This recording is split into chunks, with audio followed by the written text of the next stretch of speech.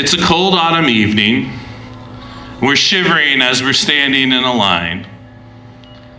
The sun just went down, the darkness is creeping in, and the line stretches around the parking lot. There's like 200 people in line at least. I look at Charity and I say, "Are you going to go in?" She gives me this nervous smile and squeals and says, "Ooh, I don't know. I want to, but it's so scary." I laugh. We've been through this before. On our honeymoon, we actually went to a haunted house. We were there for just a couple minutes before she freaked out and made a dart for the exit sign. She loves scary stuff, but sometimes it's a little much for her. So we're standing in line for another haunted house. We're at Scaremare, a haunted house put on by our college. This is a public event that they put on every year. And I had to work it the next week, and we'd never been before. So we were kind of checking it out for the first time. And the whole time, Charity's vacillating between, I want to go, I don't want to go, I want to go, I'm definitely going. And then we get up to the front of the line, and she says, I can't do it. And she kisses me and says, don't die. I'll see you at the end by the tents. I kiss her back, and I say, I'll try not to die. So look at my friend Steve, who's going to go in with me, and I say, are you ready? I was born ready. So we start into the haunted house, and there's a big field with people running around with costumes and masks. They're running up and scaring us. We get inside the house, and there's like this dentist office with a bloody corpse on the table, and the dentist grins at us while he starts his drill. And all through the house, there's goblins and ghouls and dentists, oh my, jumping out at us and scaring us. And like Steve and I grab each other and we scream all through the house. We get to the very end, and there's Charity waiting for us by the tents. Was it fun? She asked. Yeah, it was awesome. Was it scary? Would I have liked it? It was pretty scary. Okay, I'm glad I didn't go. Should we go over to the tents? I asked. She said, do we have to? You know what they're going to say. I said, yeah, I know, but I got to work the tents next week. We should just go down there and like get a vibe for it. She said, okay. So we walked down with like a dozen other people who had gone through the house around the same time. We get ushered into the tents with this college-age guy who has spiky hair with blonde tips and a puka shell necklace. This was the early 2000s. And he ushers us all in, and he says, did you guys have fun? Yeah, everybody says yeah. It's like, what was the scariest part?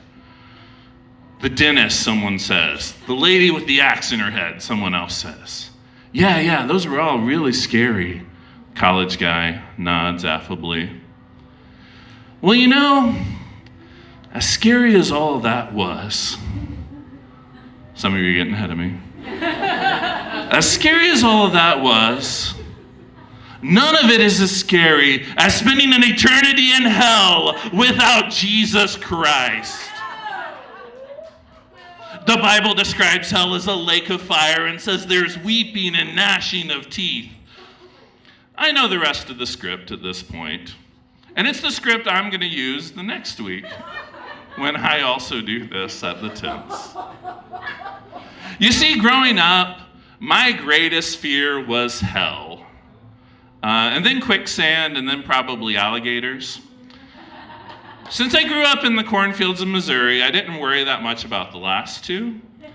But hell was different. I heard about hell on a weekly basis. Preachers painted graphic pictures of a lake of fire where sinners burned for eternity.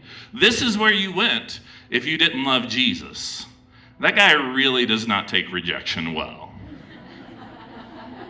When I was 5 years old, I prayed and asked Jesus into my heart. And at the time, I'm not completely sure what I thought that meant. The biology of how Jesus fits inside your heart was kind of sketchy to me, even as a kid. But I really hoped that meant I wasn't going to hell. However, that didn't do a lot to relieve my fear. See, when you're a kid who's constantly taught that hell is imminent, the floor is lava, Every place you step can be a pitfall. I remember times waking up in the middle of the night, going in and waking up my parents. How do I know I'm not going to hell? I'd ask them. One of the tricky parts about Christianity is that no one can tell you for sure whether or not you're saved. It's something only you can know. It's like a secret God whispers in your ear and doesn't tell anyone else. So my parents couldn't just come out and say, "It's okay.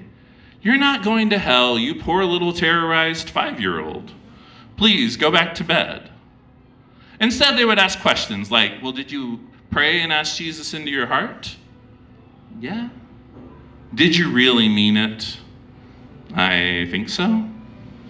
"Well, the Bible says that if you prayed and asked, then you go to heaven." "What if I didn't mean it enough?" "Well, only you can know that." There it was again. I was supposed to know. Know beyond the shadow of a doubt. And I obviously didn't know because I was asking questions when I should be sleeping with the carefree attitude of a child with no responsibility. But my eternal soul was my responsibility. And I was constantly reminded that I could die at any moment. A sinkhole could open up beneath my bed, or an alligator could crawl out of the cornfields, and I could die. How was I supposed to sleep? Do you want us to call the preacher? This was the evangelical equivalent of talking to the manager. So they get the pastor on the phone and wake him up. And we'd have the same conversation going back and forth. Eventually one of them would say, "Well, Jesus said he would save you. You can trust that he saved you." And I think at this point they all just want to go to bed. And I would temporarily be assured that my eternal soul was not damned, and I would go to bed and sleep. But this happened over and over again throughout the years. In the years since deconstructing my Christianity, one realization has been how big a role fear played in my life. So many of my decisions I made about what I did, who I spent time with, and how I behaved were based on fear. I was afraid of going to hell, of disappointing my parents and my church. I was afraid of ruining my life. A couple years ago, on another chilly autumn evening, Charity and I went to Scaremare for the first time. And we went with some friends and with the lady that Charity had just started dating. See, after years of being paralyzed by fear from the church and how we were raised, we had finally come into ourselves. We had both come out as queer, and she had started dating women. And we weren't sure what this meant for our relationship. This was the first time I was meeting someone that Charity was dating. But we went to Scaremare, and we got chased by ghouls and goblins. No Dennis this time. And we rode roller coasters in the dark, and we screamed. And as much as Charity hated haunted house and was scared of them, she was really scared of roller coasters. But there she was, smiling and screaming as we rode the roller coaster. When I told her I was going to tell this story, Charity reminded me that she still hates roller coasters, by the way. She was scared, and she did it anyway. And there we were, trying on this new relationship dynamic. And that was a hard night. That was a scary night. We weren't sure where our relationship was going.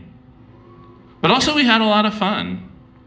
We spent time together. We rode roller coasters for the first time together in forever. We were scared, and we did it anyway. So much of the time, I think we think of courage as the opposite of fear. And I think that's true, but I also think trust and hope can be the opposite of fear. And that night, we trusted in our relationship, and we had hope that our relationship was going to a better place. And I'm happy to say that it did, and that we're still in each other's lives in a very real way.